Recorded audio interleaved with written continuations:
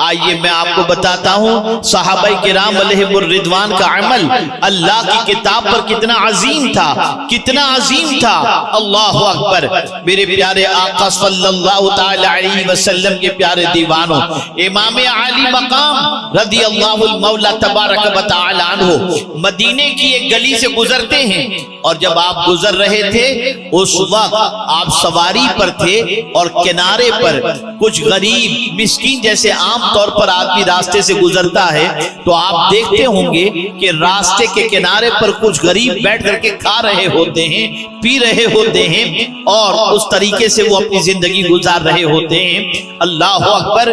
امام عالی مقام راستے سے گزر رہے ہیں مدینے کے، ایک گروپ بیٹھا ہوا تھا غریبوں کا، وہ کھانا کھا رہے تھے، ان کی نظر امام حسین پر پڑی تو امام حسین کو دیکھنے کے بعد کھڑے ہو گئے ادباً، اور کھڑے ہونے کے بعد عرض کرتے ہیں حضور آپ بھی تشریف لائیں۔ جیسا کہ عام طور پر کوئی کھانے والا کھا رہا ہوتا ہے تو کوئی نکلتا ہے تو کہتا ہے کہ آئیے آپ بھی تشریف لائیں، یا کسی معزز کا گزر ہوتا ہے تو اسے بھی آنے کی دعوت دی جاتی ہے۔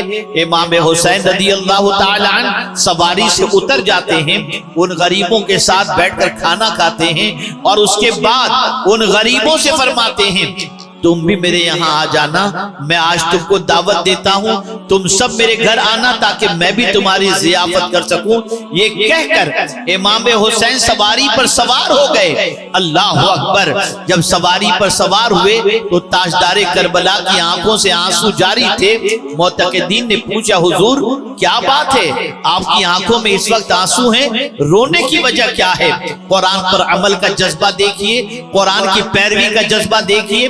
تاجدار کربلا نے برجستہ فرمایا جب ان غریبوں نے مجھے دعوت دی کہ آئیے ہمارے ساتھ بیٹھ کر کھائیے، یہ فٹ پاتھ پر رہنے والے، یہ کمزور، یہ ناتواں بچا کچا کچھ کھا رہے تھے، اور جب انہوں نے دعوت دی مجھے فوراً اللہ کی کتاب یاد آ گئی اور اللہ کا فرمان یاد آ گیا کہ اللہ تکبر کرنے والے سے محبت نہیں کرتا۔